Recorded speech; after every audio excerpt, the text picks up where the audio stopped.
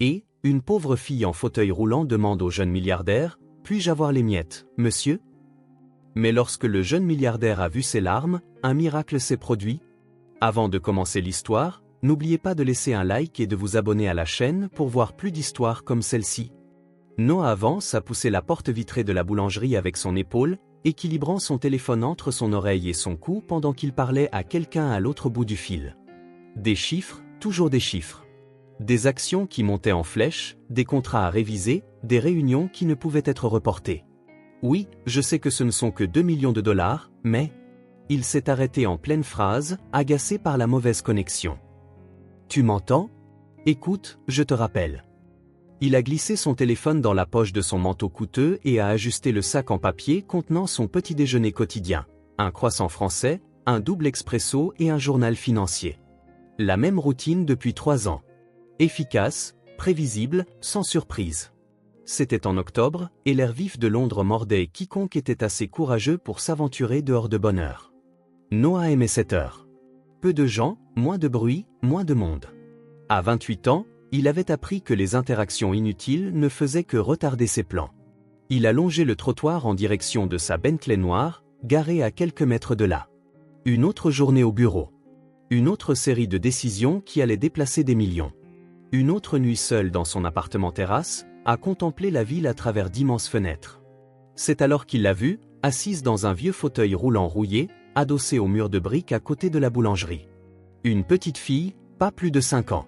Ses cheveux bruns étaient en désordre et sales. Ses vêtements semblaient trop grands et étaient délavés par le temps, et une fine couverture déchirée recouvrait ses jambes. Sa peau avait la pâleur de quelqu'un qui n'avait pas mangé correctement depuis longtemps. Noah l'a reconnue. Elle était là depuis des mois, toujours au même endroit, toujours avec la même couverture, demandant toujours quelque chose aux passants pressés. Il a ralenti le pas, mais ne s'est pas arrêté. Ce n'était pas son problème. Londres était pleine de gens qui demandaient de l'argent, et il avait appris à les ignorer. Les affaires étaient les affaires. Les sentiments étaient des complications. Monsieur? La voix était douce, timide. Noah a continué de marcher, feignant de ne pas avoir entendu. Monsieur, s'il vous plaît. Cette fois, il a regardé. La fille le regardait droit dans les yeux, avec de grands yeux sombres. Il n'y avait pas de désespoir, pas d'agressivité, juste de l'espoir. Puis-je avoir les miettes, monsieur? Noah s'est arrêté. Non pas parce qu'il le voulait, mais parce que quelque chose dans son ton l'avait fait s'arrêter. Elle ne demandait pas d'argent. Elle ne demandait pas de nourriture. Elle demandait des miettes. Des miettes. Il a regardé le sac en papier dans ses mains. À l'intérieur, il y avait un croissant qui coûtait plus cher que ce que beaucoup de gens dépensaient pour leur déjeuner.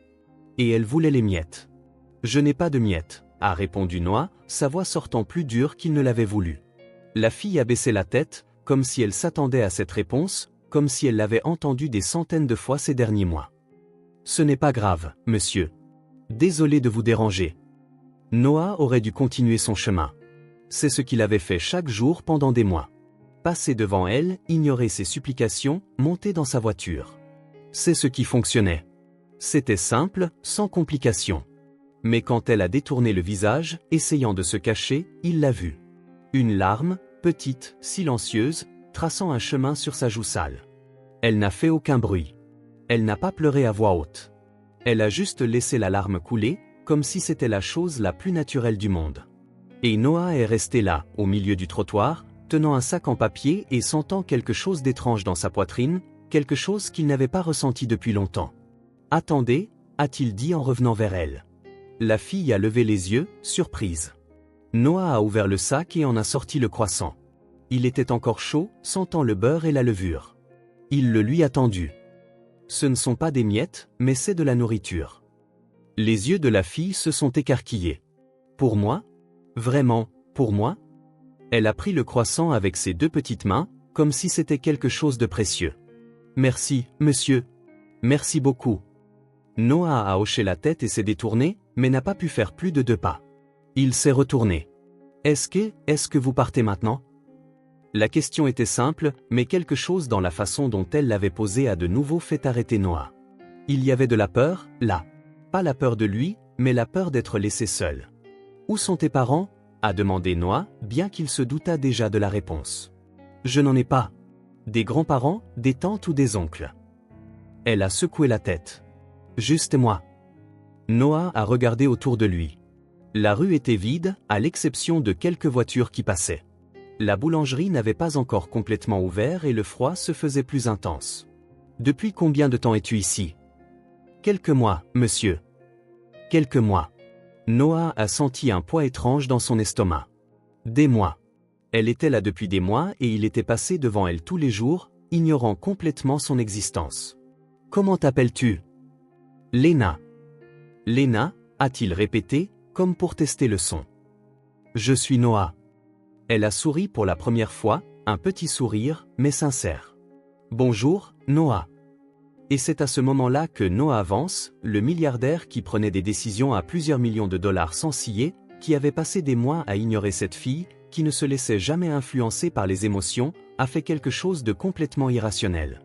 Il a ouvert de nouveau le sac en papier et a sorti le reste de la nourriture qu'il avait acheté. Le café était encore chaud. Il y avait un autre croissant qu'il avait acheté sans réfléchir. Tiens, a-t-il dit en lui tendant le tout. C'est tout ce que j'ai ici. Veux-tu venir avec moi?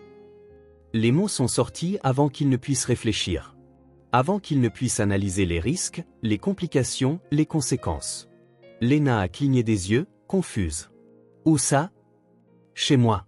Tu pourras prendre un bain chaud, manger un vrai repas. Vous ne me connaissez pas. Tu ne me connais pas non plus. Elle est restée silencieuse un instant, se mordant la lèvre inférieure. Puis, lentement, elle a hoché la tête. Je peux amener ma chaise? Noah a regardé le vieux fauteuil roulant. Une des roues était de travers et le siège était usé, mais c'était le sien. C'était tout ce qu'elle avait. Alors, bien sûr, il a aidé à pousser le fauteuil jusqu'à sa voiture. Le chauffeur, qui attendait sur le siège avant, a regardé dans le rétroviseur avec une expression confuse, mais n'a rien dit. Noah avait appris à engager des gens qui ne posaient pas de questions. Pendant le trajet jusqu'à l'appartement, Lena est restée silencieuse, regardant par la fenêtre. Elle tenait toujours le croissant, mais ne l'avait pas mangé. Noah a réalisé qu'elle le gardait pour plus tard, comme si elle ne savait pas quand serait son prochain repas. « Tu peux le manger », a-t-il dit. « Il y a plus de nourriture à la maison. » Elle l'a regardé, dubitative. « Vraiment? Vraiment ?» Lena a pris une petite bouchée prudente, puis une autre. Bientôt, elle mangeait avec avidité, se léchant les doigts pour ne pas gaspiller une seule miette. Des miettes. Le mot est revenu à l'esprit de Noah. Elle avait demandé des miettes, et il l'emmenait dans un appartement qui coûtait plus cher que ce que la plupart des gens gagnaient dans une vie. Arrivé à l'immeuble, Noah a aidé Lena à sortir de la voiture et à s'installer dans son fauteuil. Le portier l'a salué comme d'habitude, mais ses yeux se sont tournés vers la fille avec curiosité. « Bonjour, monsieur Vance. »« Bonjour, Gérald. » Dans l'ascenseur, Lena était impressionnée par les boutons dorés et le miroir sur les murs. « Vous habitez dans le ciel ?» Noah a presque souri. Au dernier étage, tout comme le ciel. Puis, cette fois, il a vraiment souri. L'appartement était exactement ce que l'on attend d'un jeune milliardaire, moderne, minimaliste, avec une vue panoramique sur Londres. Des meubles chers, de l'art contemporain au mur et une cuisine qui semblait sortie d'un magazine. Lena se tenait dans l'entrée, bouche bée. « Vous habitez ici tout seul? » Oui. C'est très grand. Ça l'est. Elle a roulé avec son fauteuil à travers le salon, touchant les meubles avec précaution, comme si elle avait peur de casser quelque chose. « Je peux m'asseoir sur le canapé? » Tu peux t'asseoir où tu veux. Noah l'a regardé explorer l'appartement et a ressenti quelque chose d'étrange. L'endroit ne lui avait jamais paru si vide. C'était comme si sa présence rendait les murs plus distants, les pièces plus vides. « Tu dois avoir faim, » a-t-il dit. « Je vais commander à manger. »« Je peux manger n'importe quoi, » a répondu rapidement Lena.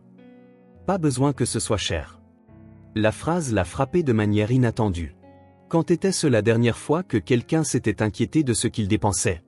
Noah a commandé de la nourriture chinoise dans un restaurant cher du quartier. Pendant qu'ils attendaient, il a montré à Lena où se trouvait la salle de bain, lui a donné une serviette propre et a trouvé un vieux t-shirt qui lui servirait de chemise de nuit. « Tu peux prendre un bain aussi long que tu veux, » a-t-il dit. L'eau chaude ne s'épuise pas. Lena l'a regardé comme s'il avait parlé une langue étrangère. De l'eau chaude qui ne s'épuise pas. Oui, tu peux rester aussi longtemps que tu veux. Elle a disparu dans la salle de bain, et Noah s'est retrouvé seul dans le salon. Il a regardé son téléphone. Il avait des dizaines d'appels manqués, des messages urgents, des emails qui nécessitaient des réponses immédiates, mais pour la première fois depuis des années, il s'en fichait. Le bruit de l'eau qui coulait dans la salle de bain était étrange. Noah n'avait pas l'habitude d'avoir d'autres personnes dans l'appartement. Il ne ramenait pas de femmes à la maison, ne recevait pas de visiteurs. Son monde était le bureau et cet espace silencieux. Quand la nourriture est arrivée, Lena était encore dans le bain. Noah a tout disposé sur la table de la cuisine. Poulet du général TSO, riz frit, nem et soupe chaude. Assez de nourriture pour 4 personnes. Lena est apparue 20 minutes plus tard, le t-shirt trop grand lui couvrant les genoux et ses cheveux mouillés collés à son visage. Elle avait l'air encore plus petite ainsi, perdue dans les vêtements d'adulte. Ça sent bon, a-t-elle dit en s'approchant de la table. Tu peux manger tout ce que tu veux. Elle s'est servie lentement, prenant de petites portions de chaque plat. Noah a remarqué qu'elle mangeait comme quelqu'un qui n'était pas sûr de son prochain repas. De petites bouchées, mâchant longuement, prenant son temps. Et ils ont mangé en silence. Lena ne posait aucune question, ne demandait rien, ne se plaignait de rien. Elle a juste mangé, l'a remercié avec un sourire et a aidé à débarrasser les assiettes. « Je peux faire la vaisselle ?» a-t-elle demandé. « Tu n'es pas obligé. »« Je veux aider. » Noah l'a regardé essayer d'atteindre l'évier depuis son fauteuil roulant. C'était impossible. Il lui a gentiment pris les assiettes des mains. « Tu n'as pas besoin d'aider. Tu es une invitée. »« Une invitée ?»« Oui, une invitée. » Lena a souri. « Je n'ai jamais été l'invité de personne avant. » La phrase est restée en suspens entre eux. Noah a fini de faire la vaisselle, et en se retournant, il a vu que Lena s'était installée sur le canapé, mais luttait pour garder les yeux ouverts. « Tu as sommeil ? » ?»« Un petit peu. »« Tu peux dormir où ?» La question l'a pris au dépourvu. Oh ! Il avait un appartement avec 2 chambres, mais la seconde servait de bureau, pleine de papiers, d'ordinateurs, de dossiers. Sur le canapé. Il est confortable. Je peux, vraiment ? Tu peux. Noah a apporté des oreillers et une couverture. Il a aidé Lena à s'installer confortablement sur le canapé, la couvrant soigneusement. Elle s'est blottie sous la couverture, paraissant encore plus petite. Noah ? Oui. Merci, pourquoi ? De ne pas être parti. La phrase l'a frappé en pleine poitrine. Noah est resté là, près du canapé, regardant cette fille apparue de nulle part et qui avait bouleversé sa journée. Dobby, toi aussi, Noah. Il a éteint les lumières et est allé dans sa chambre, mais n'a pas pu dormir. Il était allongé dans son lit, fixant le plafond, écoutant les bruits provenant du salon. Lena bougeait de temps en temps, marmonnait quelque chose dans son sommeil, et pour la première fois depuis longtemps, Noah Vance ne se sentait pas seul. Mais il y avait autre chose. Quelque chose qui le dérangeait. Ce n'était pas la présence de Lena. C'était ce qu'elle réveillait en lui. Une sensation étrange dans sa poitrine. Comme si quelque chose qui dormait depuis des années s'était réveillé. Il s'est levé et est allé à la fenêtre. En bas, la ville continuait sa routine. Les voitures passaient, les gens marchaient, la vie suivait son cours normal. Mais ici, dans cet appartement, quelque chose avait changé. Noah a regardé vers le salon où Lena dormait. Elle avait demandé des miettes, et il lui avait donné du pain. Elle avait demandé à ne pas être seule, et il l'avait emmenée chez lui. Et maintenant, il ressentait quelque chose qu'il n'avait pas ressenti depuis longtemps. Quelque chose qu'il avait enterré avec les souvenirs d'enfance, avec les déceptions, avec la décision qu'il était plus facile de ne se soucier de personne.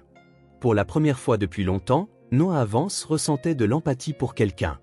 Et cela lui faisait plus peur que n'importe quelle perte financière, plus que n'importe quel contrat raté, plus que tout ce qu'il avait affronté dans le monde des affaires.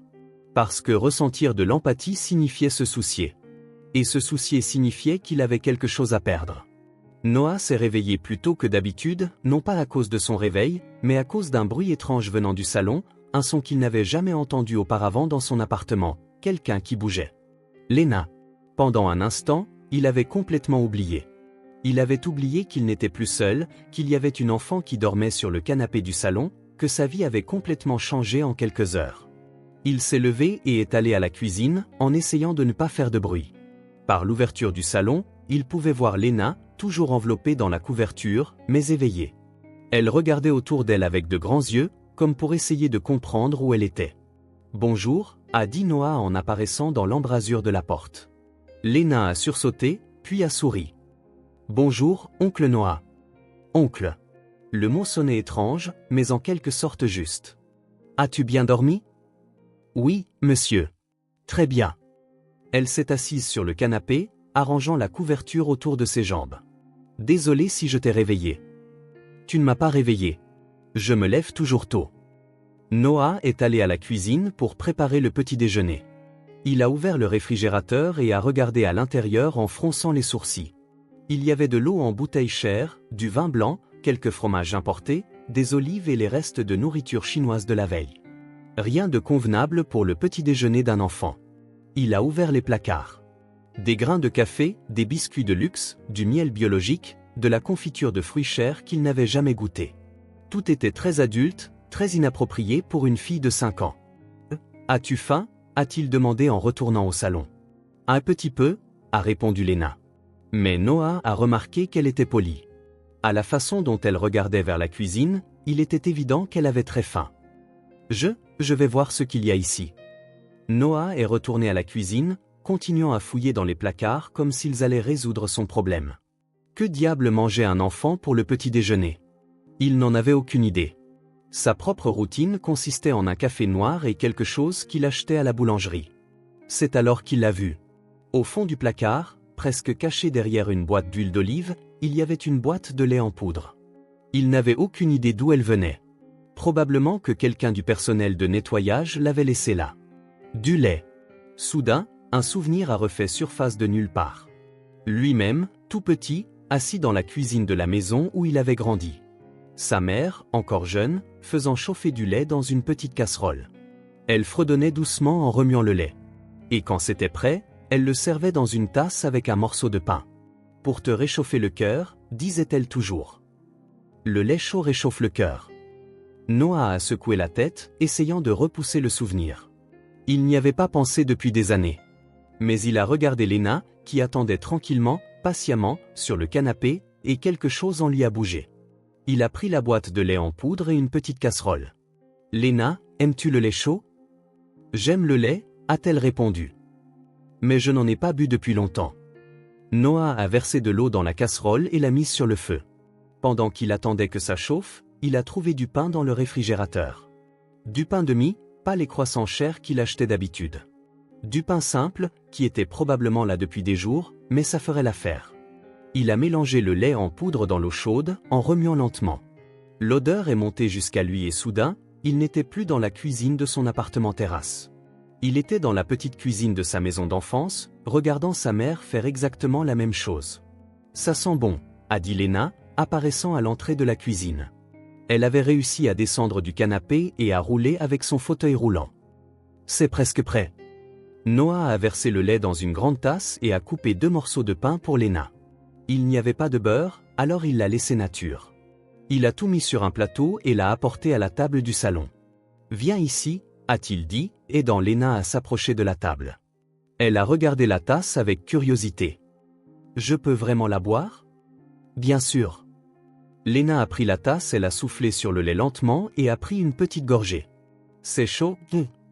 Et elle a souri, un grand sourire sincère qui a illuminé tout son visage. Noah a senti quelque chose d'étrange dans sa poitrine. Un sentiment bon et chaleureux, comme si quelque chose qui était gelé depuis longtemps fondait. Pour la première fois depuis des années, il pensait à sa propre enfance sans amertume. Il se souvenait du lait chaud que sa mère lui préparait, du sentiment d'être soigné, d'être chez lui. Il s'en souvenait sans honte. En fait, il s'en souvenait avec nostalgie. « C'est bon ?» a-t-il demandé. « Très bon. Merci, oncle Noah. » Léna a bu son lait chaud et a mangé le pain lentement, savourant chaque gorgée, chaque bouchée. Noah regardait simplement, ressentant une paix qu'il n'avait pas connue depuis longtemps. Quand elle a fini, elle a regardé Noah avec des yeux brillants. « Merci, merci pour le petit déjeuner. »« De rien. » Noah a regardé autour de la cuisine vide, réalisant qu'il avait besoin de vraies provisions. « Léna, veux-tu venir au supermarché avec moi? Faire les courses? » « Oui, je dois acheter de la nourriture. »« Je peux venir avec toi? »« Bien sûr que tu peux. » 1 heure plus tard, ils étaient au supermarché. Noah poussait un chariot pendant que Léna l'accompagnait dans son fauteuil roulant, regardant autour d'elle avec de grands yeux. C'est très grand, a-t-elle dit, impressionnée. C'est un supermarché normal. Je ne suis jamais allée à l'intérieur d'un supermarché. Noah a arrêté de pousser le chariot. Jamais? Non. Je restais toujours dehors à attendre. La phrase a frappé Noah comme un coup de poing dans l'estomac. Un enfant qui n'était jamais entré dans un supermarché. Un enfant qui attendait dehors. Eh bien, a-t-il dit en essayant de garder une voix stable, aujourd'hui, tu peux choisir tout ce que tu veux. Je peux choisir? Tu peux choisir tout ce que tu veux. Lena le regarda comme s'il avait parlé une langue étrangère. Vraiment tout? Tout. Ils ont commencé par le rayon des fruits. Lena s'est arrêtée devant les pommes, en touchant une du bout du doigt. Je peux avoir une pomme? Tu peux en avoir autant que tu veux.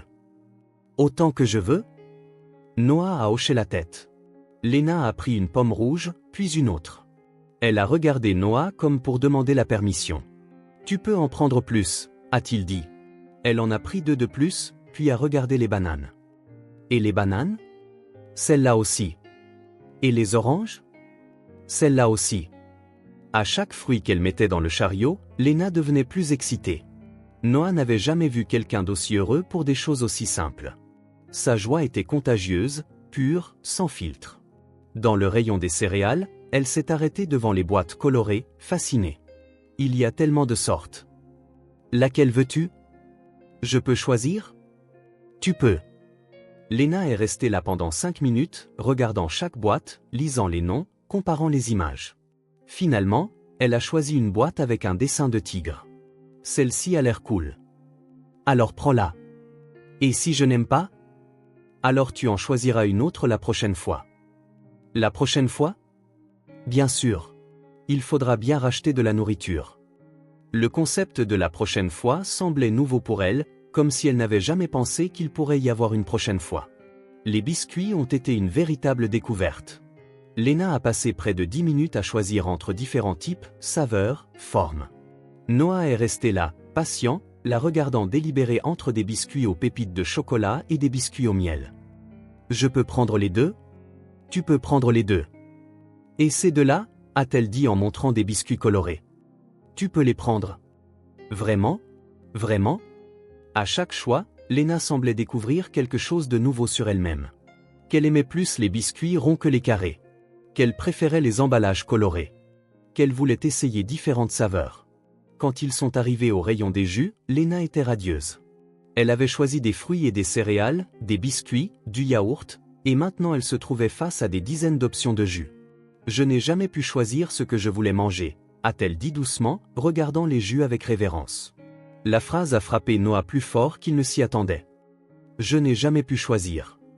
Une chose si simple, si basique, et elle n'avait jamais eu cette liberté. Tu peux, a-t-il dit. Tu peux choisir tout ce que tu veux. Tout. Lena a choisi du jus de pomme, du jus d'orange, du jus de raisin. Elle choisissait comme si elle prenait les décisions les plus importantes de sa vie. Et peut-être que pour elle, c'était exactement ça. Elle prenait chaque brique de jus comme si c'était un trésor, lisant les saveurs, comparant les marques. Noah regardait, fasciné par son sérieux, par le soin qu'elle mettait dans chaque choix. Celui-ci est à la fraise, a-t-elle dit en lui montrant une boîte rose. Je peux le prendre? Tu peux. Et celui-ci à la pêche? Celui-là aussi. Ouah, il y a tellement de saveurs. Tu peux en prendre autant que tu veux. Quand ils ont terminé, le chariot était plein. Des fruits, des céréales, des biscuits, des jus, du lait, du pain, du beurre, de la confiture, du yaourt. De la nourriture colorée, variée, joyeuse. À la caisse, Noah a regardé Lena contempler tout ce qu'ils avaient acheté avec une expression d'admiration. Merci, oncle Noah. Pourquoi? De m'avoir laissé choisir. C'est normal de choisir ce que l'on veut manger. Pour toi peut-être. Pour moi, non. Noah est resté silencieux, traitant l'information. Pour lui, c'était normal. Plus que normal. C'était automatique. Il entrait dans un endroit, achetait ce qu'il voulait, partait. Il n'avait jamais pensé à cela comme à un privilège, mais pour Lena, pouvoir choisir était extraordinaire. C'était de la dignité. C'était du respect. C'était la différence entre être traité comme un fardeau et être traité comme une personne. Tu pourras toujours choisir, a-t-il dit, chaque fois que tu voudras. Léna a souri, et Noah a remarqué quelque chose de différent dans ce sourire. Ce n'était pas seulement du bonheur. C'était de l'espoir. Sur le chemin du retour, Noah conduisait en silence pendant que Léna regardait par la fenêtre, tenant toujours une pomme qu'elle avait insisté pour manger dans la voiture. « Oncle Noah ? Oui. Pourquoi es-tu si gentil avec moi ?» La question l'a pris au dépourvu. Pourquoi, en effet ? Il n'avait pas de réponse claire. Il n'y avait aucune raison logique, aucune explication rationnelle. « Je ne sais pas », a-t-il répondu honnêtement. Alors, peut-être parce que tout le monde mérite de choisir. Même les enfants comme moi ? Surtout les enfants comme toi. Léna a hoché la tête, comme si cela avait un sens parfait. Pour elle, probablement. Quand ils sont rentrés à la maison, Noah a aidé à ranger les courses. Léna a insisté pour aider, organisant les biscuits dans le placard, mettant les fruits dans un bol, rangeant les jus dans le réfrigérateur. Maintenant, on dirait une maison de famille, a-t-elle dit en regardant la cuisine. Maison de famille. Noah a regardé autour de lui et a réalisé qu'elle avait raison. Il y avait de la couleur sur les étagères, de la variété dans le réfrigérateur, des options. Cela ne ressemblait plus à l'appartement d'un homme célibataire qui ne mangeait que par nécessité. Cela ressemblait à un endroit où un enfant pourrait grandir. Oncle Noah ? Oui. Je pourrais avoir du lait chaud demain encore ? Tu pourras avoir du lait chaud tous les jours si tu veux. Tous les jours ? Tous les jours. Léna a souri. Ce sourire qui devenait familier. Qui devenait l'une des choses préférées de Noah. Merci de m'apprendre que choisir, c'est normal. Choisir, c'est normal, a-t-il répété. Donc tu n'as pas à me remercier pour ça. Mais en le disant, Noah a réalisé que quelque chose avait changé en lui aussi. Pour la première fois depuis des années, il ne pensait pas au travail, aux affaires, aux chiffres. Il pensait à quel point il était agréable de voir quelqu'un heureux pour quelque chose d'aussi simple que de choisir son propre petit déjeuner. Il découvrait que donner le choix à quelqu'un qui n'avait jamais eu de choix était l'une des choses les plus gratifiantes qu'il ait jamais faites. Et cela le surprenait plus que tout. 3 jours s'étaient écoulés depuis l'arrivée de Léna dans l'appartement de Noah, et une étrange routine s'installait entre eux. Ce n'était pas une routine planifiée ou réfléchie. Elle s'était simplement produite, comme si c'était la chose la plus naturelle du monde. Noah se réveillait tôt, comme toujours, mais maintenant, il n'était plus le premier bruit de l'appartement. Léna était souvent déjà réveillée, silencieuse sur le canapé, regardant par la fenêtre ou manipulant les crayons de couleur qu'il avait achetés la veille. Elle ne le réveillait jamais, ne demandait jamais rien. Elle attendait simplement patiemment qu'il apparaisse dans le salon. « Bonjour, oncle Noah », disait-elle toujours avec ce sourire qui devenait sa partie préférée de la journée. « Bonjour, Léna. As-tu bien dormi ? » ?»« Oui. Et toi ?» C'était une conversation simple, répétitive, mais elle était devenue importante pour eux deux. Un rituel qui marquait le début d'une autre journée ensemble. Noah lui préparait du lait chaud. Toujours dans la même tasse, toujours avec la même quantité de sucre qu'elle aimait. Léna le buvait en tenant la tasse à 2 mains, disant toujours « C'est chaud, oncle », avec le même sourire sincère. Pendant la journée, Noah essayait de travailler sur son ordinateur portable à la table du salon, répondant aux emails, passant des appels, maintenant ses entreprises en marche, mais son attention était partagée. Une partie de lui surveillait toujours Léna, s'assurant qu'elle allait bien, qu'elle n'avait besoin de rien. Elle passait ses heures à dessiner ou à regarder par la fenêtre, commentant les voitures qui passaient, les gens dans la rue, les oiseaux qui apparaissaient sur le rebord de la fenêtre. Elle ne se plaignait jamais de s'ennuyer, ne demandait jamais de divertissement. C'était comme si elle était habituée à passer de longues périodes à ne rien faire, et cela dérangeait Noah plus que n'importe quelle crise de colère ou plainte ne pourrait le faire. Le 3e soir, il a décidé qu'ils devaient avoir une vraie conversation, pas les bonjours polis et les merci qu'ils échangeaient. Une vraie conversation sur des choses importantes. Il a préparé un bon dîner. Du riz, des haricots, du poulet grillé avec des assaisonnements qu'il a trouvés dans le garde-manger, une salade fraîche qu'ils avaient achetée au marché. Rien de trop élaboré, mais fait avec soin, avec l'intention de créer un moment spécial. Léna mangeait lentement, comme toujours, savourant chaque bouchée comme si c'était la dernière. Noah la regardait et se demandait si ce soin extrême avec la nourriture était le résultat de mois de faim dans la rue. « Léna » dit-il en posant sa fourchette sur l'assiette. « Oui, oncle Noah ? Est-ce que tu te sens à l'aise de me parler de choses importantes ?» Elle arrêta de mâcher et le regarda avec curiosité. Quel genre de choses importantes? Sur toi. Sur comment tu es arrivé ici. Sur ta vie d'avant. Léna resta silencieuse un moment, comme si elle pesait le pour et le contre de parler. Puis, lentement, elle posa sa fourchette sur l'assiette et le regarda droit dans les yeux. Tu veux vraiment savoir, ou tu demandes parce que tu penses que tu devrais? La maturité de la question le surprit.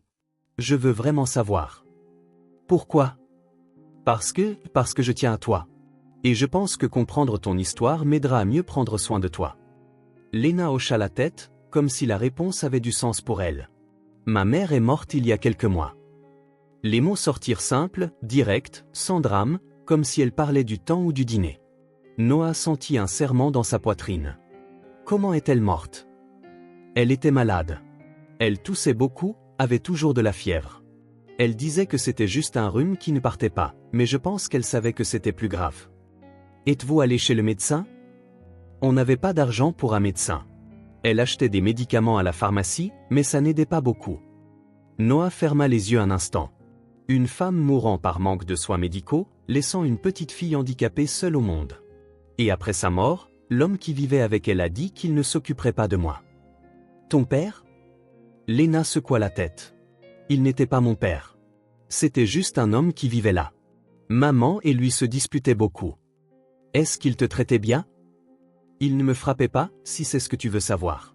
Mais il ne m'aimait pas. Il disait que j'étais trop de problèmes à cause de la chaise. Que maman dépensait trop d'argent pour moi. Noah arrêta complètement de manger. Quel genre de choses disait-il? Il traitait maman d'idiote d'avoir une fille estropiée. Il disait que je serais un poids mort pour toujours. Que personne ne voudrait jamais s'occuper d'une enfant en fauteuil roulant. Le mot estropié sortit de sa bouche avec un naturel effrayant, comme si c'était quelque chose qu'elle entendait souvent, comme si c'était simplement un fait la concernant.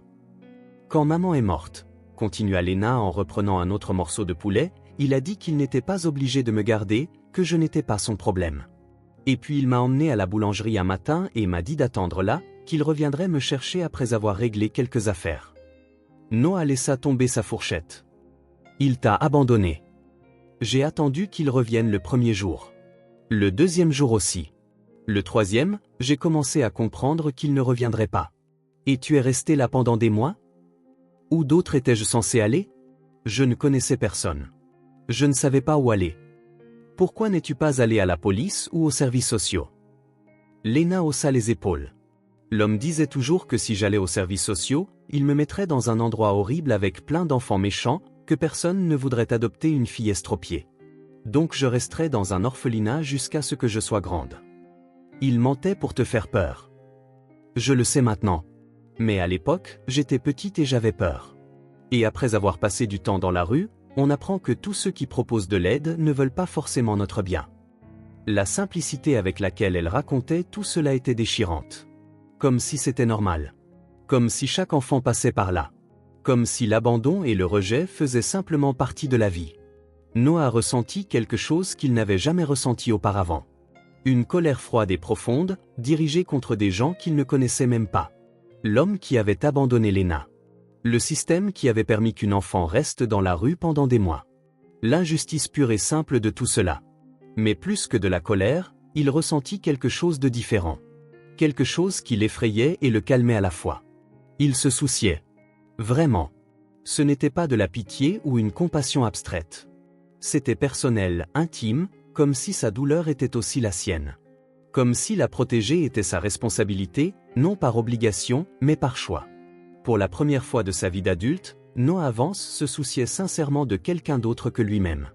Léna, dit-il, sa voix plus rauque qu'il ne l'avait voulu. Tu sais que tu ne retourneras pas dans la rue, n'est-ce pas?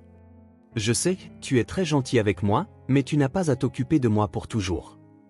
Il ne s'agit pas d'obligation. Alors de quoi s'agit-il? Noah fit une pause. De quoi s'agissait-il? Il ne savait pas comment l'expliquer. Il ne le comprenait pas entièrement lui-même. Comment expliquer qu'en quelques jours, elle était devenue la chose la plus importante de sa vie? Il s'agit du fait que tu mérites d'être soigné. De mériter d'avoir une maison, de la nourriture, quelqu'un qui s'inquiète pour toi. Même si je suis estropié? Ne dis pas ça. La brusquerie dans la voix de Noah l'a surpris. Tu n'es pas estropié. Tu utilises un fauteuil roulant. C'est différent. L'homme disait ça. L'homme avait tort. Complètement tort.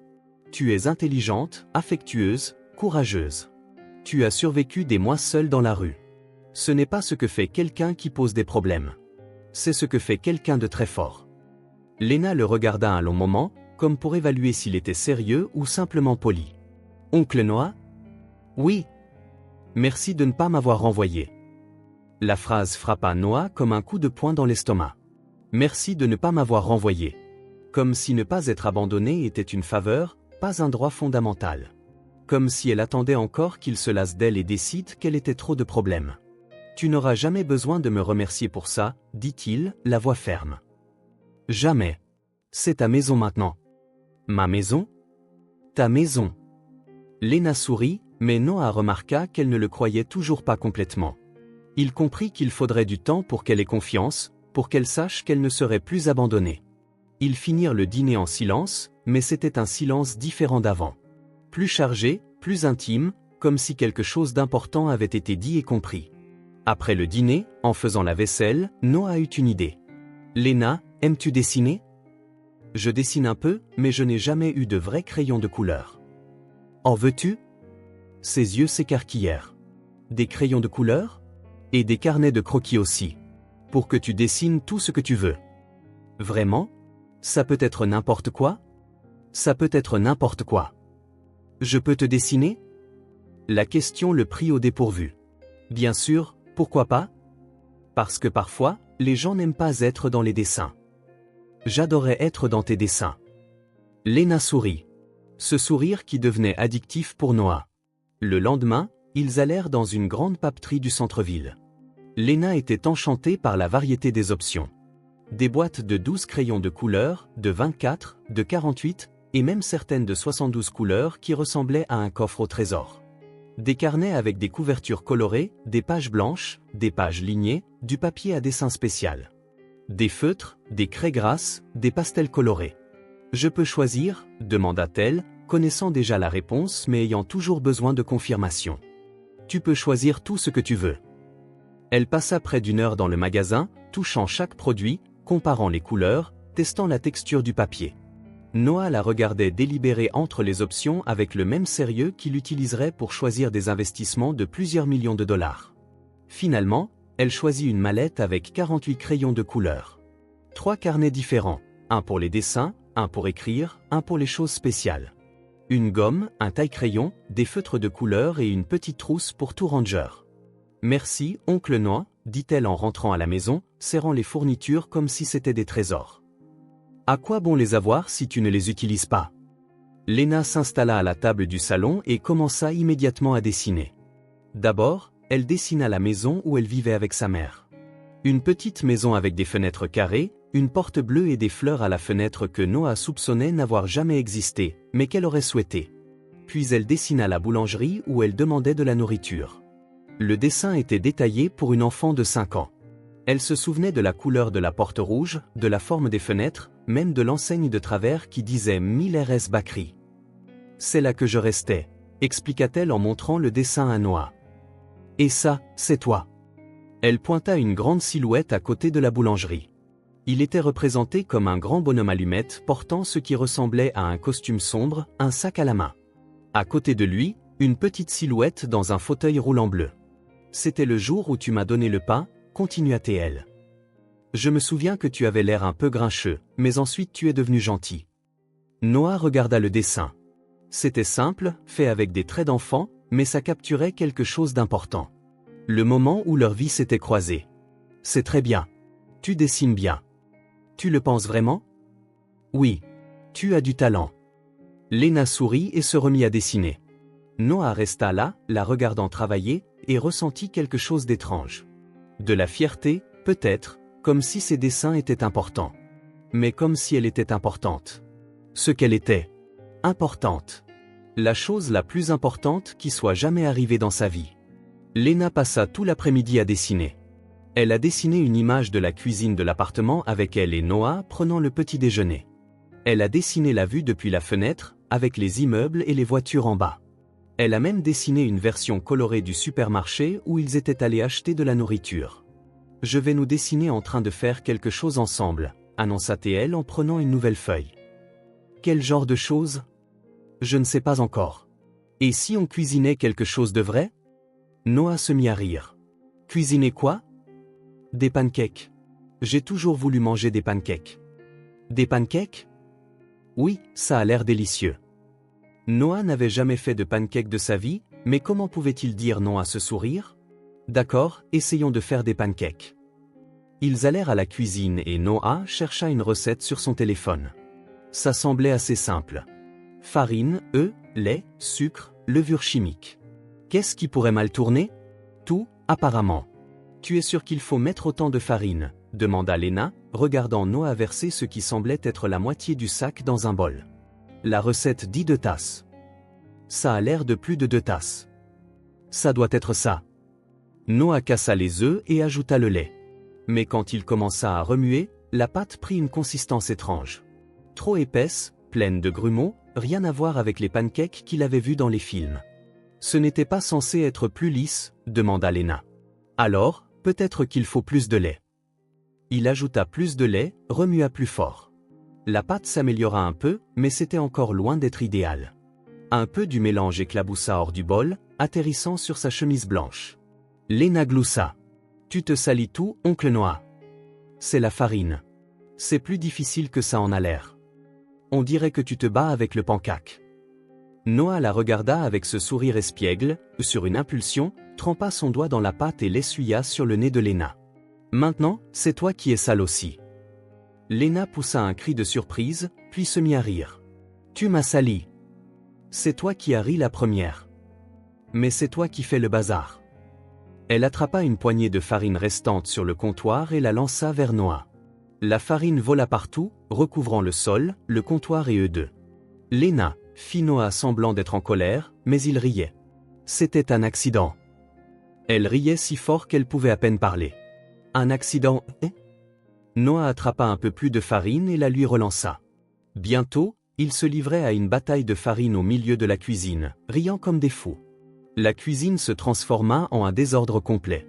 De la farine partout, de la pâte dégoulinant du comptoir, des ustensiles éparpillés sur le sol. On aurait dit qu'une bombe de farine avait explosé là, mais Noah s'en fichait. Au contraire, pour la première fois depuis des années, peut-être des décennies, il riait vraiment. Pas un sourire poli de réunion d'affaires ou un rire social à un événement chic. C'était un rire sincère, spontané, qui venait du fond de sa poitrine et montait jusqu'à ses yeux. Oncle Noah, dit Lena, essayant d'arrêter de rire et essuyant la farine de son visage, je ne pense pas qu'on va manger des pancakes aujourd'hui. Noah regarda la cuisine en ruine, regarda Lena couverte de farine de la tête aux pieds, se regarda dans le même état et se remit à rire. Je pense que tu as raison. La pâte s'est transformée en colle, dit-elle en remuant ce qui restait dans le bol avec son doigt. Complètement. On peut réessayer demain? On peut, mais peut-être qu'il vaut mieux regarder une vidéo d'abord. Et aujourd'hui? Aujourd'hui, on peut commander une pizza. D'accord. Une pizza avec de la farine en dessert. Noah rit encore plus fort. Une pizza avec de la farine en dessert. En attendant que la pizza arrive, ils nettoyèrent la cuisine ensemble. Lena ne pouvait pas atteindre grand-chose depuis sa chaise, mais elle insista pour aider. Ramasser les ustensiles du sol, essuyer la farine de la table, organiser les choses à sa portée. Désolé pour le désordre, oncle Noah. C'est moi qui ai commencé en te jetant de la farine, dit-il. Et c'était amusant. C'était... Tu n'es pas fâché? Pourquoi? À cause du désordre? Oui, tu as une maison si belle et si bien rangée. Lena, regarde-moi. Elle arrêta de nettoyer et le regarda. Cette maison n'est devenue vraiment belle qu'après ton arrivée. Avant, c'était juste un endroit vide où je dormais. Vraiment? Vraiment. Et une cuisine en désordre parce qu'on s'est amusé vaut bien mieux qu'une cuisine propre et vide. Lena sourit. Ce sourire qui devenait la chose la plus précieuse au monde pour Noah. Quand la pizza est arrivée, ils ont fait un pique-nique sur le sol du salon, entouré des dessins de Lena étalés sur la table basse. Oncle Noah? Oui. Avais-tu oublié comment rire? La question le surprit par sa profondeur. Je pense que oui. Pourquoi? Parce que, quand on grandit, parfois on oublie que rire est important. Plus important que de travailler? Beaucoup plus important que de travailler. Alors pourquoi avais-tu oublié? Noah réfléchit à la question. Pourquoi, en effet? Quand avait-il arrêté de rire? Quand avait-il décidé que la joie était une perte de temps? Je suppose que parce que je pensais qu'avoir des choses était plus important que d'être heureux. Et maintenant? Maintenant, je sais que j'avais tort. Lena hocha la tête, comme si cela avait un sens parfait pour elle. C'est comme le dessin. Si tu n'utilises pas tes crayons de couleur, ils ne servent à rien. L'analogie était parfaite. Noah sourit. C'est vrai, exactement comme le dessin. Alors demain, on utilise plus de couleurs. Demain, on utilise toutes les couleurs. Quand Lena s'est endormie, Noah est resté dans le salon, regardant les dessins éparpillés sur la table. Chacun racontait une petite histoire. Sa vie d'avant, sa vie de maintenant. Les moments qu'elle considérait assez importants pour les consigner sur papier. Et dans presque tous les dessins récents, il était là. Grand, maladroit dans les traits enfantins, mais présent. Assez important pour être inclus dans son article. Noah réalisa que quelque chose de fondamental avait changé en lui. Il y a une semaine, sa plus grande préoccupation était les chiffres sur son écran d'ordinateur, les réunions, les profits, la croissance de l'entreprise. Aujourd'hui, sa plus grande préoccupation était de savoir si Lena était heureuse, si elle se sentait en sécurité, si elle savait qu'elle ne serait plus jamais abandonnée. Pour la première fois de sa vie, il se souciait sincèrement de quelqu'un d'autre que lui-même. Et loin d'être un fardeau, c'était libérateur. C'était comme si une partie de lui qui dormait depuis des années s'était réveillée. La partie qui savait rire, jouer, qui savait qu'il y avait des choses infiniment plus importantes que l'argent et le succès professionnel. Noah regarda vers le canapé où Lena dormait, respirant paisiblement sous la couverture qu'il avait achetée spécialement pour elle. Elle avait porté une quantité énorme de douleur pour une si petite enfant. L'abandon, le rejet, des mois de solitude et de peur. Mais d'une manière ou d'une autre, extraordinairement, elle n'avait pas perdu la capacité de rire, de trouver de la joie dans les choses simples, de faire à nouveau confiance. Et elle lui apprenait à faire de même. Rire, pour Noah, était redevenu possible. Plus que possible. C'était en train de devenir nécessaire. Parce que pour la première fois depuis longtemps, il avait quelque chose pour lequel il valait la peine de sourire. Quelqu'un qui rendait chaque jour meilleur simplement en existant.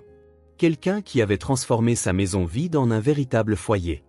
Noah passa la matinée au téléphone avec différentes agences, expliquant sa situation de manière concise. Il avait besoin de quelqu'un pour s'occuper de Lena pendant qu'il travaillait. Quelqu'un d'expérimenté, de patient, qui savait comment gérer les enfants ayant des besoins spéciaux. Le 5e appel fut le bon. Nous avons la professionnelle parfaite pour vous, dit la femme de l'agence. Margaret Collins. 52 ans, 20 ans d'expérience avec les enfants, spécialisation dans les soins aux besoins spéciaux. Elle est disponible pour commencer aujourd'hui. Aujourd'hui? Si nécessaire, oui. Elle peut être là dans 2 heures. Noah regarda Lena, qui était à la table du salon en train de dessiner une famille de chats colorés. Il avait annulé 3 réunions importantes la semaine dernière pour être avec elle, et sa secrétaire commençait à poser des questions auxquelles il ne savait pas répondre. Envoyez-la. Margaret arriva ponctuellement à 14 heures. C'était une femme de taille moyenne, aux cheveux gris tirés en un simple chignon, et avec un sourire sincère qui mit immédiatement Noah à l'aise. Elle portait des vêtements pratiques mais soignés et transportait un petit sac qui contenait probablement tout ce dont une nounou expérimentée pourrait avoir besoin. « Monsieur Vance, dit-elle en tendant la main, je suis Margaret Collins. »« Noah. Ravi de vous rencontrer. Et voici sans doute Lena. » Margaret s'agenouilla pour être au niveau des yeux de Lena. Lena avait arrêté de dessiner pour observer la visiteuse. « Bonjour Lena, je suis Margaret. »« Bonjour, » répondit timidement Lena, regardant de Margaret à Noah. « Puis-je voir tes dessins? Ils ont l'air très beaux. » Lena hésita un instant, puis poussa le carnet de croquis vers Margaret. « Celui-ci, c'est oncle Noah qui prépare le petit déjeuner. »« Ouah, c'est adorable. Tu dessines très bien. Et cette personne si grande, c'est vraiment oncle Noah? » « Oui, il est très grand. » Margaret rit et Lena sourit en retour. Noah remarqua que la tension dans les épaules de la jeune fille s'était relâchée. « Puis-je vous parler une minute, monsieur Noah ?» demanda Margaret. Ils s'éloignèrent vers la cuisine, laissant Lena avec ses dessins. « L'agence m'a expliqué la situation de base, » dit Margaret à voix basse. « Enfant de 5 ans en fauteuil roulant. Vous l'avez récemment recueillie. C'est exact. Puis-je demander depuis combien de temps elle est avec vous? Une semaine. Margaret hocha la tête. Elle semble bien adaptée. Avez-vous une routine établie? Plus ou moins. Elle se réveille, nous prenons le petit déjeuner ensemble. Elle dessine ou joue pendant que je travaille. Nous déjeunons, elle se repose. Nous dînons. Et le soir, nous parlons. Parfois, nous regardons quelque chose à la télé. Elle dort sur le canapé. Sur le canapé? Noah réalisa comment cela sonnait. C'est temporaire. Je suis encore en train d'organiser les choses. Margaret l'observa un moment, comme si elle évaluait quelque chose. Non, puis-je être direct avec vous? Bien sûr. Cet enfant ne semble pas être ici temporairement. Elle semble être à la maison. L'observation le prit au dépourvu. Que voulez-vous dire? La façon dont elle parle de vous, oncle Noah, avec une affection sincère. La façon dont elle se déplace dans l'appartement, comme si elle en connaissait chaque recoin. La façon dont vous la regardez, ce n'est pas une situation temporaire.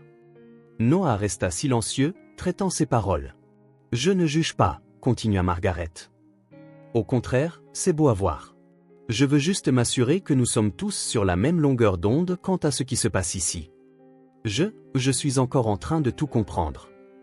Je comprends. Eh bien, mon travail consiste à prendre soin d'elle pendant que vous travaillez, à maintenir votre routine, à garantir qu'elle se sente en sécurité et aimée. Exactement. Ils retournèrent au salon, où Lena avait commencé un nouveau dessin. Lena, dit Noah en s'accroupissant à côté de sa chaise. Margaret va rester ici avec toi pendant que je travaille, d'accord? Tu reviendras? La question frappa Noah en plein cœur. Même après une semaine, elle avait toujours peur d'être abandonnée. Je reviendrai. Je reviens toujours. Promis? Promis. Lena hocha la tête, satisfaite. D'accord alors. Noah lui déposa un baiser sur le haut de la tête, un geste qui était devenu naturel sans qu'il s'en rende compte, et se dirigea vers son bureau dans la deuxième chambre. Pendant les heures qui suivirent, il réussit à se concentrer sur son travail d'une manière qu'il n'avait pas pu le faire depuis des jours. Il savait que Lena était bien prise en charge, et cela le rassurait. Il pouvait entendre des rires venant du salon de temps en temps, ce qui le faisait sourire involontairement. Margaret était vraiment douée pour ce qu'elle faisait. Elle jouait avec Lena, l'aidait avec de nouveaux dessins, posait des questions qui stimulaient l'imagination de la jeune fille. Lorsque Noah apparaissait dans le salon pour prendre de l'eau ou simplement pour voir comment elles allaient, il les voyait parler animément. « Oncle Noah travaille beaucoup », entendit Lena dire. « Ah oui? Et que fait-il au travail ?» demanda Margaret. Noah s'arrêta à la porte de la cuisine, curieux d'entendre la réponse. Il reste sur l'ordinateur à parler aux gens, et il a beaucoup de papiers sur son bureau. Ça doit être un travail important. Ça doit l'être. Il a toujours l'air très sérieux quand il travaille. Noah retourna au bureau en souriant. C'est ainsi que Lena voyait son travail. Ordinateur, papier, sérieux.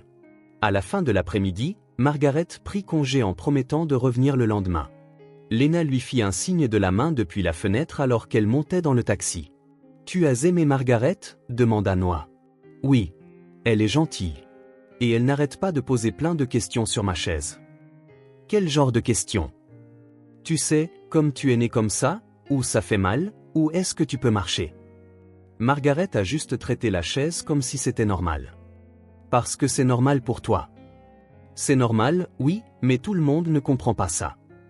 Noah hocha la tête, prenant une note mentale d'en parler à Margaret. Il était évident qu'elle avait passé le test de Lena avec brio. Pendant le dîner, Lena était plus bavarde que d'habitude. Margaret avait stimulé sa curiosité sur divers sujets, et elle voulait tout partager avec Noah. « Oncle Noah ? » ?»« Oui. »« Qu'est-ce que tu fais au travail ?»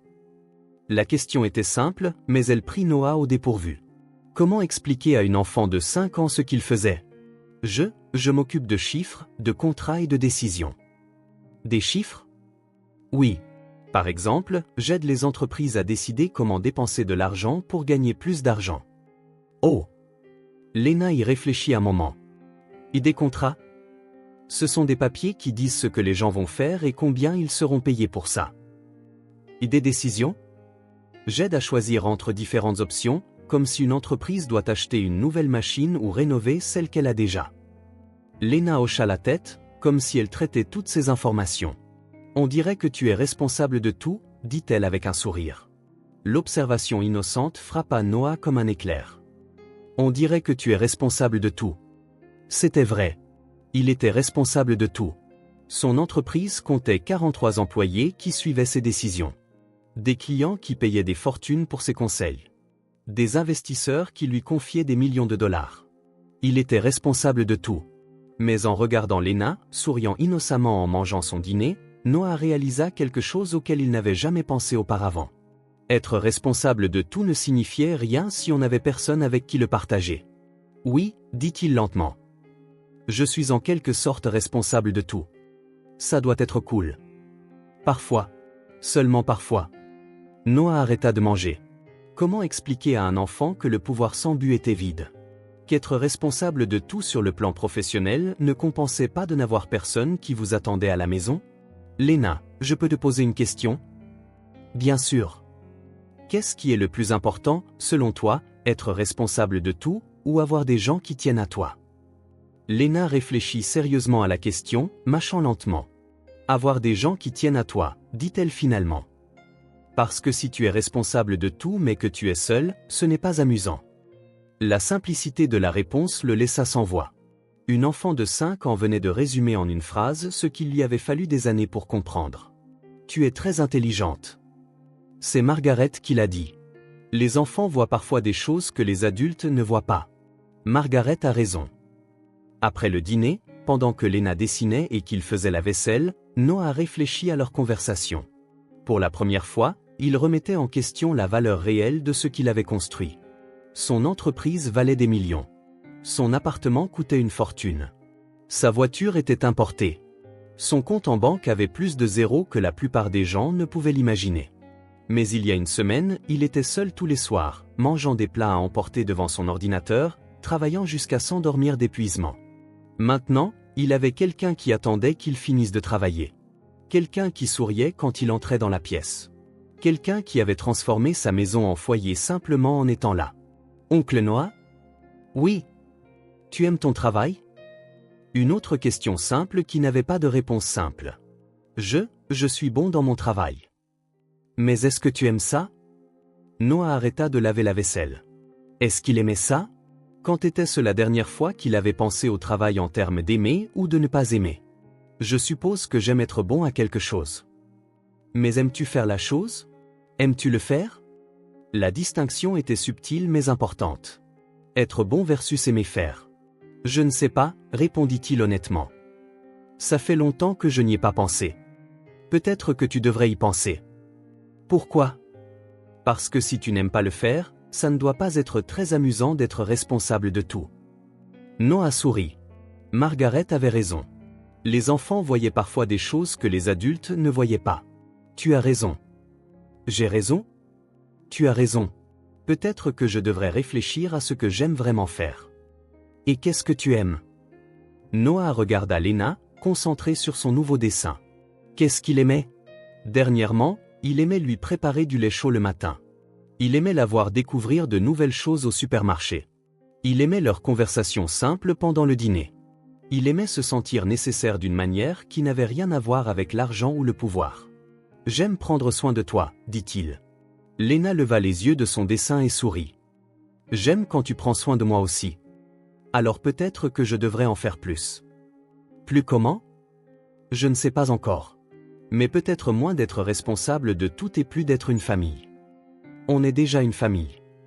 La simple déclaration l'émut plus qu'il ne s'y attendait. C'est vrai. On l'est déjà. Cette nuit-là, après que Léna se soit endormie, Noah resta éveillé à réfléchir. Margaret avait planté une graine de réflexion que Léna avait arrosée avec ses questions innocentes. Il était responsable de tout, mais sa vie était vide jusqu'à il y a une semaine. Maintenant, il avait quelqu'un qui lui donnait envie de rentrer à la maison, quelqu'un qui transformait des tâches simples en moments spéciaux. Quelqu'un qui le faisait s'interroger sur ce qui comptait vraiment. Peut-être qu'il était temps de revoir ses priorités.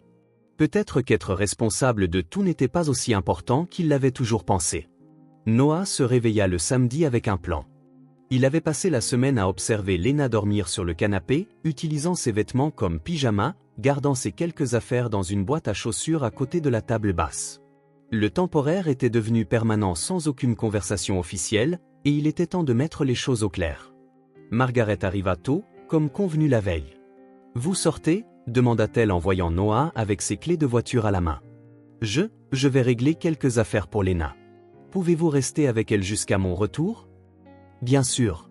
Nous allons dessiner et peut-être faire ces pancakes que vous n'avez pas réussi à faire la semaine dernière. » Noah sourit. « Elle va adorer ça. » Il déposa un baiser sur la tête de Lena, qui se concentrait sur un nouveau dessin, et partit sans expliquer où il allait.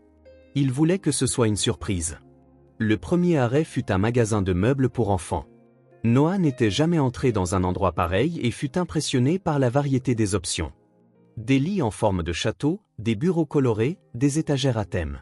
« Puis-je vous aider ?» demanda une vendeuse sympathique. « J'ai besoin d'aménager une chambre pour une fille de 5 ans. » « Comme c'est charmant. C'est votre fille ?» La question le prit au dépourvu. « Elle vit avec moi. » « Et a-t-elle une couleur préférée, un personnage favori ?» Noah réalisa qu'il ne le savait pas. Il connaissait les choses importantes sur Lena. Qu'elle aimait le lait chaud. Qu'elle dessinait quand elle était heureuse. Qu'elle avait peur d'être abandonnée. Mais il ne connaissait pas sa couleur préférée. « Elle aime les couleurs joyeuses », dit-il en se souvenant du dessin animé qu'elle avait fait. « Alors peut-être quelque chose comme ça. » La vendeuse le conduisit vers un ensemble rose et violet avec des touches de jaune. Le lit avait un baldaquin. Le bureau était petit et parfait pour dessiner, et l'étagère avait de la place pour des livres et des jouets. C'est parfait. Et pour une livraison aujourd'hui, si possible. Aujourd'hui ? C'est important. La vendeuse le regarda avec curiosité mais organisa la livraison pour l'après-midi. Le deuxième arrêt fut une librairie. Noah acheta des livres d'histoire, des livres à colorier, des livres avec de grandes images et des textes simples. Puis il alla dans un magasin de jouets et choisit des puzzles, des poupées, de la pâte à modeler, plus de crayons de couleur. Le dernier arrêt était le plus important. Le magasin d'équipement médical se trouvait dans un centre commercial de l'autre côté de la ville.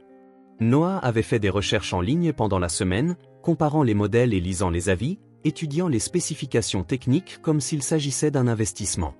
Ce qui, d'une certaine manière, en était un. « Je cherche un fauteuil roulant pour un enfant », dit-il au vendeur. « Quel âge ? » 5 ans. Manuel ou électrique ? Manuel. Elle est active. Aime se déplacer seule. Le vendeur le conduisit à une section avec plusieurs options. Des fauteuils lourds, des fauteuils légers, des fauteuils de sport, des fauteuils de base. « Celui-ci est notre best-seller pour les enfants », dit le vendeur en montrant un fauteuil bleu clair. Léger, durable, facile à manœuvrer. Noah testa le poids, fit tourner les roues, vérifia les freins. Il était infiniment supérieur au vieux fauteuil rouillé que Lena utilisait. « Et celui-là » demanda-t-il en montrant un fauteuil rose avec des accents argentés. « C'est le haut de gamme. Ultra léger, fait avec des matériaux spéciaux. Plus cher, mais beaucoup plus confortable. » « Combien plus cher ?» Le vendeur annonça le prix. C'était plus que ce que beaucoup de gens gagnaient en un mois. « Je prends celui-là. Le rose. Le rose. » De retour à l'appartement, Noah trouva Margaret et Lena dans la cuisine, toutes deux couvertes de farine mais souriantes. « On a réussi !» cria Lena en le voyant. « On a fait de vrais pancakes. » « Félicitations. Comment c'était ? » Margaret connaît le secret. Il faut mélanger lentement et laisser reposer la pâte. Noah regarda Margaret, reconnaissant. « Merci.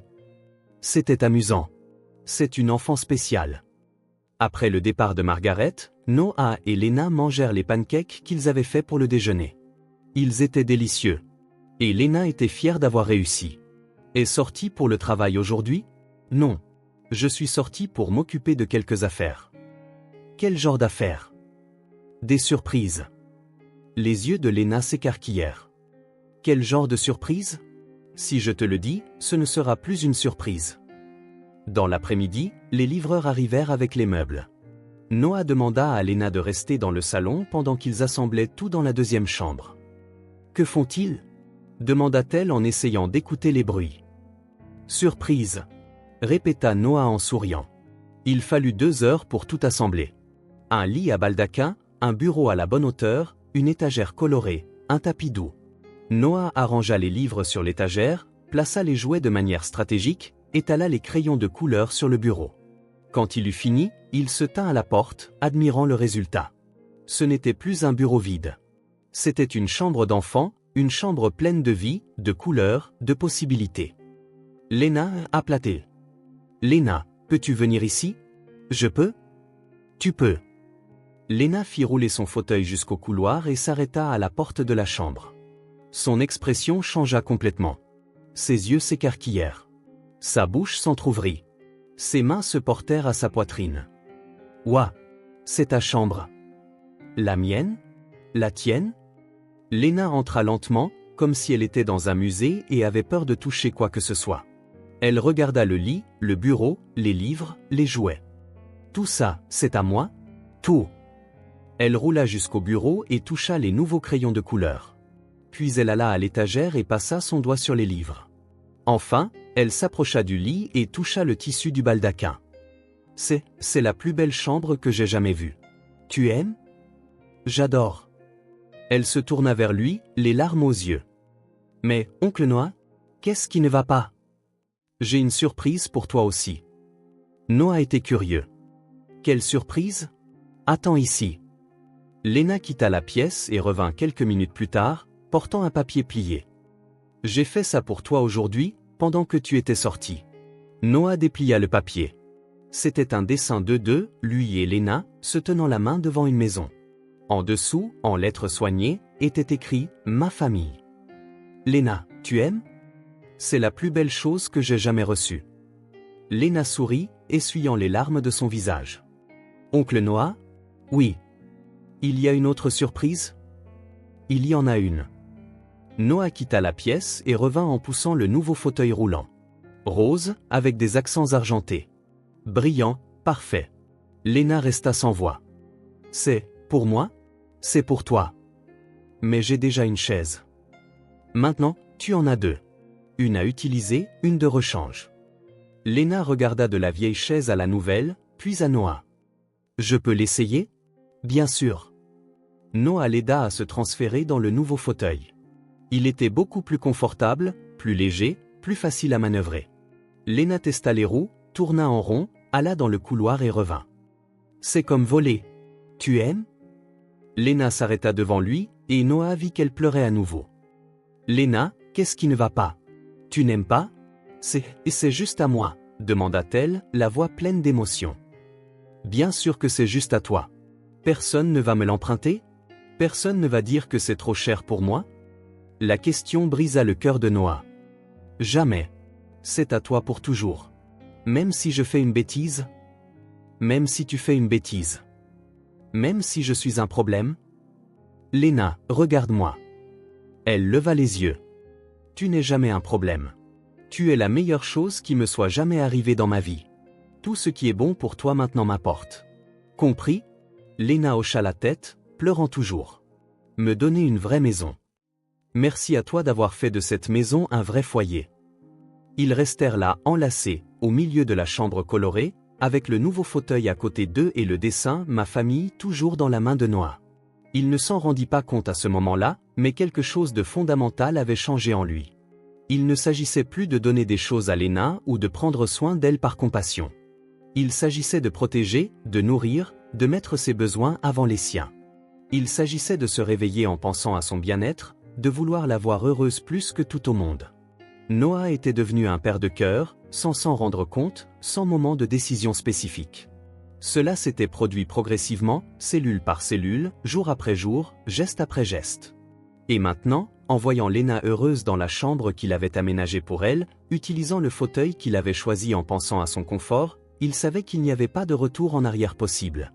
Il était un père, et elle était sa fille, de toutes les manières qui comptaient. Les jours qui suivirent la création de la nouvelle chambre instaurèrent une routine différente. Lena avait maintenant son propre espace, mais Noah réalisa que cela changeait la dynamique entre eux d'une manière qu'il n'avait pas prévue. Pendant la journée, alors que Margaret s'occupait d'elle et qu'il travaillait dans le bureau, Lena passait des heures dans sa nouvelle chambre, mais pas de la manière qu'il avait imaginée. Au lieu de jouer avec des jouets ou de lire des livres, elle faisait dessin sur dessin. Et tous les dessins le concernaient. Noah travaillant sur l'ordinateur, Noah préparant le petit déjeuner, Noah lisant le journal, Noah conduisant. C'était comme si elle documentait chaque moment qu'ils passaient ensemble, créant une galerie de souvenirs sur papier. « Margaret, demanda-t-il un après-midi, est-ce que Lena va bien? Elle semble différente. » « Différente comment? » « Je ne sais pas. Plus silencieuse. Elle passe beaucoup de temps seule dans sa chambre. » Margaret sourit avec compréhension. « Noah, elle vous manque. » « Elle me manque? Mais je suis là. » « Vous êtes dans le bureau. » Pour un enfant qui a passé des mois seul dans la rue, avoir quelqu'un d'important dans la maison mais ne pas pouvoir le voir peut être angoissant. « Mais elle vous a, vous. » « Je suis une soignante. Vous êtes sa famille. » Le mot « famille » avait encore un impact étrange sur Noah. Il s'habituait à l'idée, mais parfois, cela le frappait par surprise. « Que pensez-vous que je devrais faire? Peut-être travailler moins ou l'inclure davantage dans votre journée. » Cet après-midi-là, Noah tenta une approche différente. Au lieu de rester enfermé dans son bureau, il prit son ordinateur portable sur la table du salon et travailla de là. La différence fut immédiate. Lena apparut de sa chambre avec un nouveau dessin, se positionna au petit bureau qu'ils avaient placé près de la table à manger, et commença à dessiner là où elle pouvait le voir. De temps en temps, elle levait les yeux et demandait « Oncle Noah, à quelle heure tu arrêtes de travailler? » « Encore 1 heure. » « Et maintenant, combien de temps encore? » « 45 minutes. »« C'est long? » Noah gloussa. « Ce n'est pas long. » Mais il réalisa que pour elle, ça l'était. Chaque minute qu'il passait concentré sur l'ordinateur était une minute où elle n'avait pas toute son attention. Le jeudi, Margaret dut partir plus tôt. « J'ai un rendez-vous chez le médecin, » expliqua-t-elle. « Pouvez-vous rester avec Lena? » « Bien sûr. » Quand Margaret partit, Noah ferma définitivement son ordinateur portable. « Et si on faisait quelque chose ensemble? »« Pas. Qu'est-ce que tu veux faire? » Lena réfléchit un moment. « Je peux t'apprendre à dessiner? Tu veux m'apprendre à dessiner? » « Oui.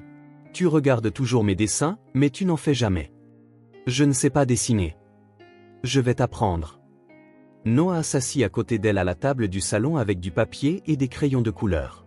Lena prenait la leçon très au sérieux. « D'abord, tu dessines un cercle pour la tête, » dit-elle en démontrant sur le papier. Noah essaya de dessiner un cercle.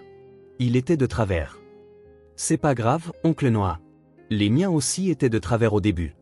Quand as-tu commencé à dessiner? » J'ai toujours dessiné, même quand je n'avais pas de crayon de couleur. Comment? Dans la terre, avec mon doigt. Ou sur une fenêtre embuée. Ou dans ma tête. L'image de Lena dessinant dans la terre avec son doigt ou créant de l'art imaginaire dans sa tête pour se distraire pendant les mois passés dans la rue toucha profondément Noah. Et maintenant, qu'est-ce que ça fait d'avoir de vrais crayons de couleur? C'est comme si les dessins dans ma tête pouvaient sortir et devenir réels. Noah regarda le cercle de travers qu'il avait dessiné, puis les dessins élaborés de Lena éparpillés sur la table. « Je pense que tu es une artiste. »« Vraiment? »« Vraiment. Une vraie artiste. » Lena sourit et continua la leçon de dessin.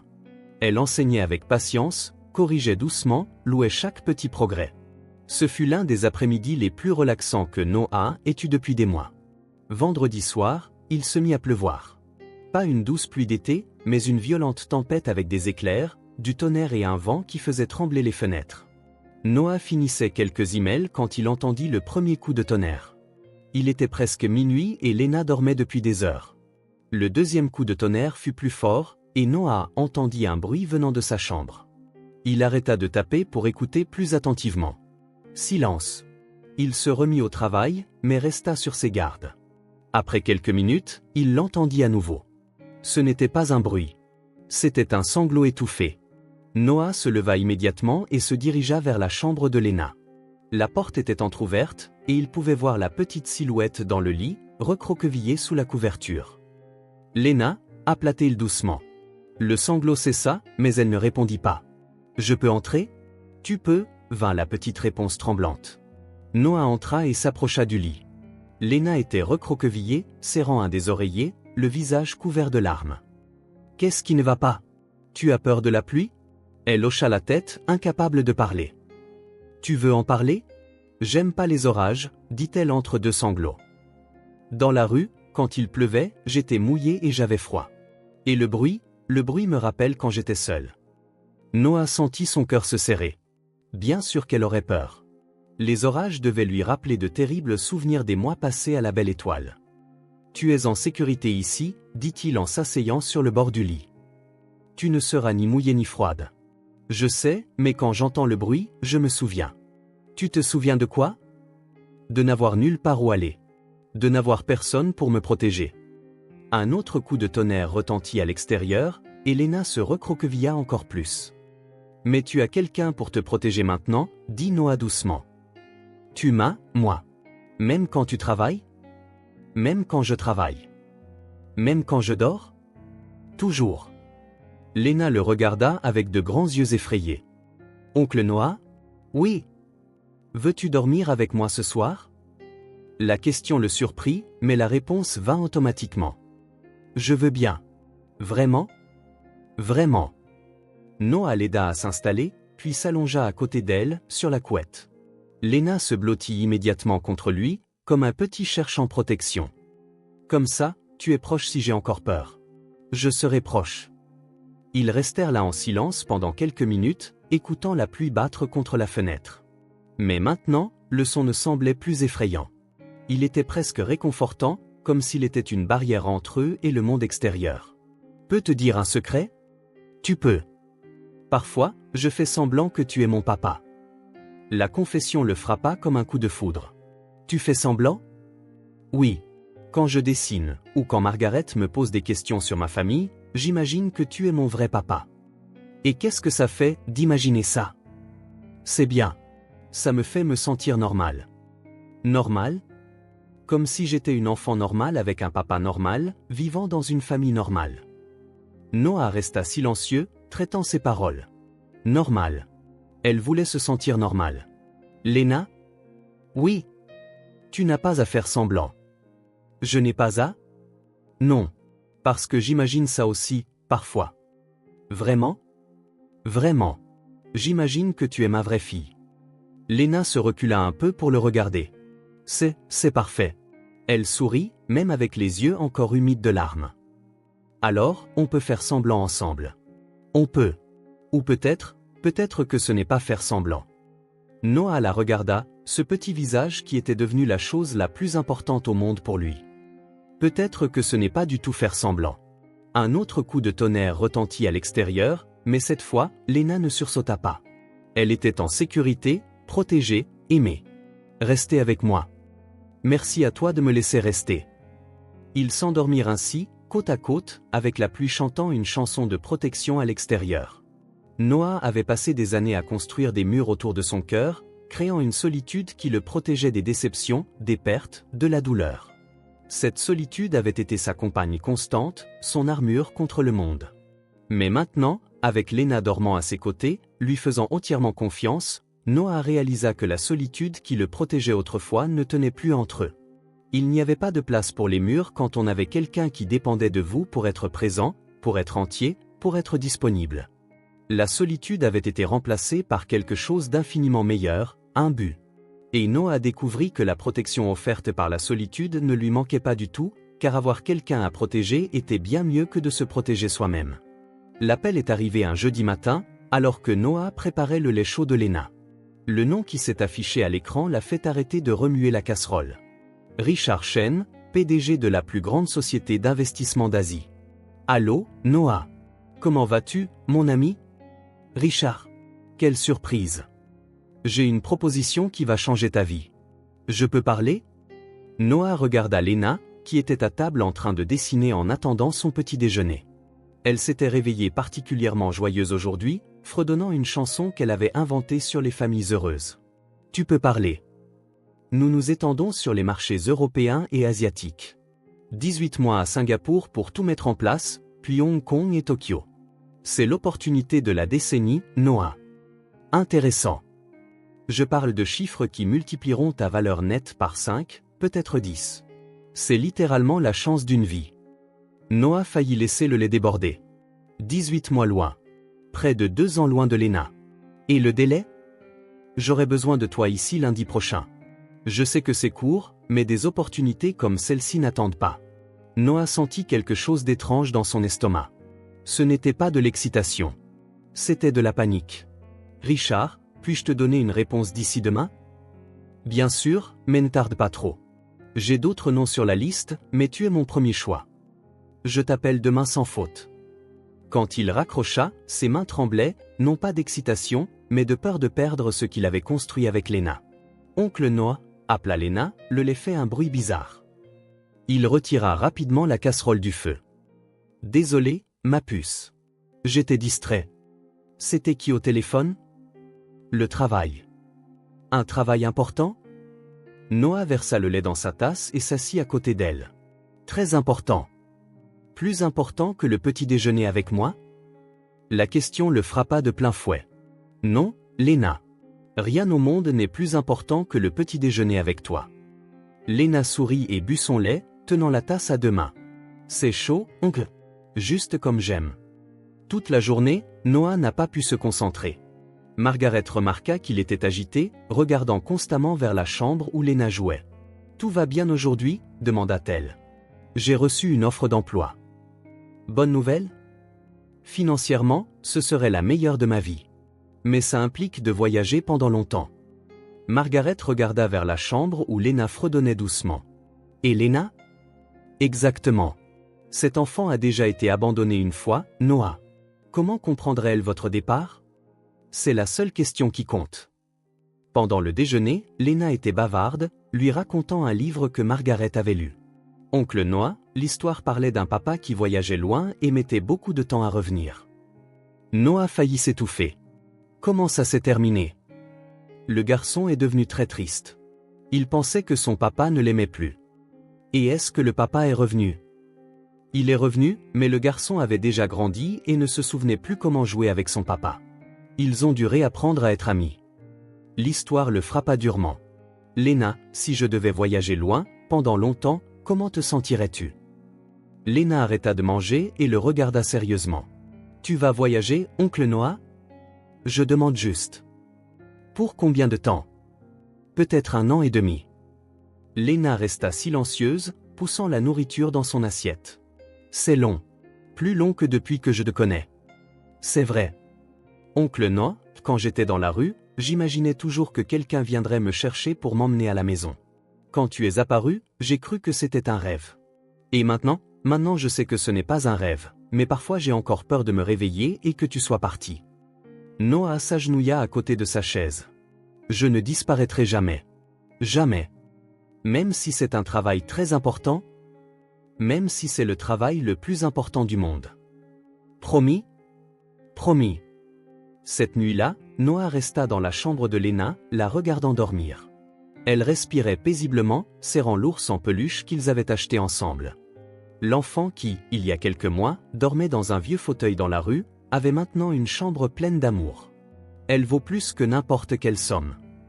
Les mots sortirent comme un murmure dans la chambre sombre, et Noah réalisa que c'était la vérité la plus profonde qu'il ait jamais ressentie. Richard offrait une fortune. Mais à quoi bon tout avoir s'il perdait la seule chose qui donnait un sens à son existence? Le lendemain matin, il appela Richard avant même le petit déjeuner. Alors, bonne nouvelle. Je vais refuser, Richard. Silence complet. Noah, tu es sûr? On parle d'une somme qui va changer ta vie. Ma vie a déjà changé. Que veux-tu dire? J'ai trouvé quelque chose de plus précieux que n'importe quelle somme. Qu'est-ce qui pourrait être plus précieux? Noah regarda Lena, dessinant à table. La certitude que quelqu'un se soucie si je rentre à la maison. La responsabilité d'être le monde entier de quelqu'un. Es-tu devenu fou? Peut-être. Mais mes priorités sont au bon endroit pour la première fois. Après avoir raccroché, il se sentit plus léger que jamais. La décision était prise. Oncle Noah, appela Lena, tu as l'air différent. Différent comment? Plus détendu. Comme quand tu souris vraiment. C'est parce que j'ai pris une décision importante. Quelle décision? J'ai décidé que rien n'est plus important que d'être ici avec toi. Lena laissa tomber son crayon et le serra fort dans ses bras. Je t'aime, oncle Noah. C'était la première fois qu'elle disait ces mots. Noah sentit ses yeux se remplir de larmes. Je t'aime aussi, ma puce. Plus que tu ne le sais. Dans les semaines qui suivirent, quelque chose changea dans la façon dont Noah voyait sa vie. Refuser l'offre avait été un tournant. Pour la première fois, il avait placé les relations au-dessus des profits, et cela avait ouvert une porte dans son esprit.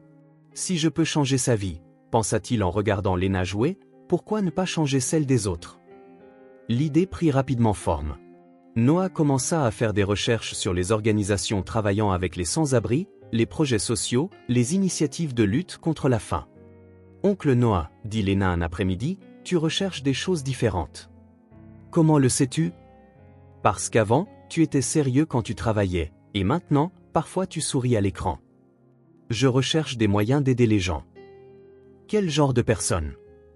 Des gens qui ont traversé ce que tu as traversé. Lena arrêta de dessiner. Les gens dans la rue? C'est ça. Pourquoi? Parce que si tous ceux qui peuvent t'aider aident vraiment, moins d'enfants traverseront ce que tu as traversé. Je peux aider? Comment? Je peux faire des dessins pour les enfants, pour qu'ils se sentent moins seuls. L'offre toucha profondément Noah.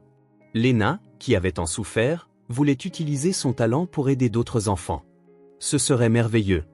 Ils adoreraient tes dessins. 3 mois plus tard, le projet prenait forme. Noah avait rencontré des ONG, acheté un immeuble, commencé des rénovations. Et en parallèle, il s'occupait d'un autre projet important, l'adoption officielle de Lena. Les papiers avaient été déposés des mois plus tôt, mais le processus était long. Entretien, visite à domicile, évaluation. Noah passa par tout cela patiemment, sachant que chaque étape les rapprochait de la formalisation de ce qui était déjà réel. L'appel de l'assistante sociale arriva un vendredi. « Monsieur Vance, j'ai une merveilleuse nouvelle. Le processus a été approuvé. Lena est officiellement votre fille. » Noah dut s'asseoir. Après des mois d'attente, c'était enfin officiel. « Merci. Merci beaucoup. » Quand il raccrocha, il resta là, à digérer la nouvelle. Lena était sa fille. Légalement, officiellement, pour toujours. « Oncle Noah, apparut Lena, pourquoi tu restes là sans bouger? Je viens de recevoir la meilleure nouvelle de ma vie. » Quelle nouvelle? L'adoption a été approuvée. Maintenant, tu es vraiment ma fille. Lena resta silencieuse. Puis un immense sourire se répandit sur son visage. Vraiment, vraiment? Vraiment, vraiment. Pour toujours? Pour toujours. Elle fit rouler son fauteuil et se jeta dans ses bras. Maintenant, j'ai un vrai papa. Et j'ai une vraie fille. Cette nuit-là, Noah décida qu'il devait célébrer. Il alla au supermarché et acheta des ingrédients pour un gâteau, des ballons colorés, des truffes au chocolat. Rien d'élaboré, mais de spécial. Quand il arriva, Lena dessinait quelque chose qu'elle lui cachait. « Qu'est-ce que tu fabriques ?»« Surprise, dit-elle en couvrant le papier. Noah prépara tout avec un soin particulier.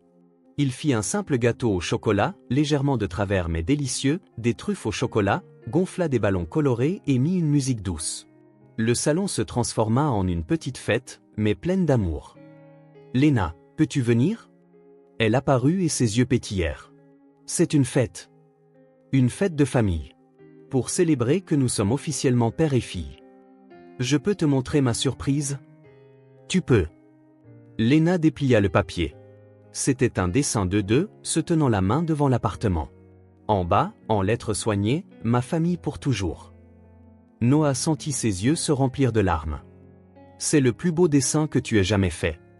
Tu aimes vraiment? Il est parfait. » Ils coupèrent le gâteau, mangèrent des truffes au chocolat, trinquèrent au soda. C'était simple, mais Noah ne s'était jamais senti aussi heureux. « Papa, » dit soudain Lena. « Oui. » C'était la première fois qu'elle l'appelait ainsi. « Je peux te dire quelque chose? » Tu peux tout me dire.